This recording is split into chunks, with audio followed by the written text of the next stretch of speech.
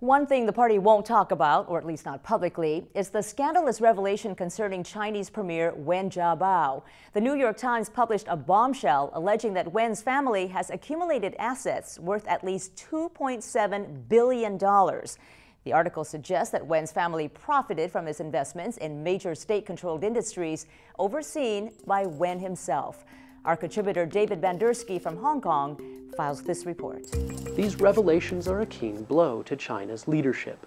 With a crucial party meeting just a week away, they want to project an image of a unified party working for the interests of the people rather than themselves.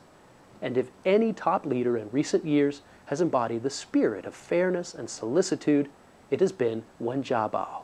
He is the teddy bear of Chinese politics. And many Chinese love him as they love no other senior party leader.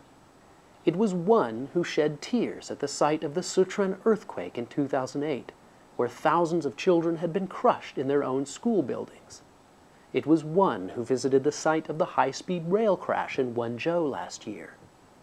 One has said on many occasions since 2010 that China must have political reform. And he wrote in an influential party journal just 6 months ago that corruption was the greatest threat to the Chinese Communist Party. China's foreign ministry quickly rejected the Times story as an attack on China and said Wen's family would issue a statement through a lawyer. But these statements were never reported in China's own media. A letter from family lawyers was printed in Hong Kong's South China Morning Post, and rebuttals were made in other Hong Kong newspapers.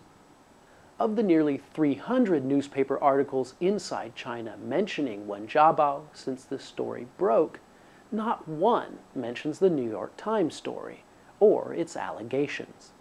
Dealing with a senior leader, this story is just too hot to touch.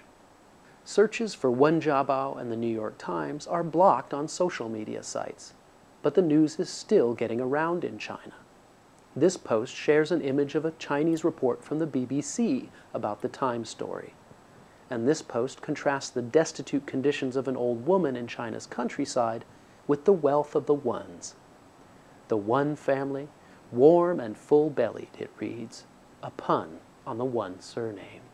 It's hard to say how far the Times report will travel inside China, or what impact it could have within China's leadership. But at a time when corruption is a major concern for many Chinese citizens, the news that the party's most vocal advocate of political reform could be touched by the taint of corruption, that, for many Chinese, is hard news indeed.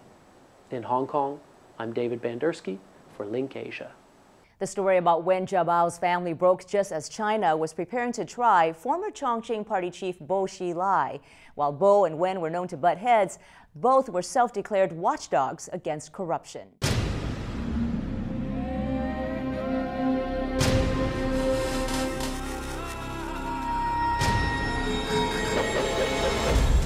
Now on U.S. airwaves, a global channel of uncompromising stories.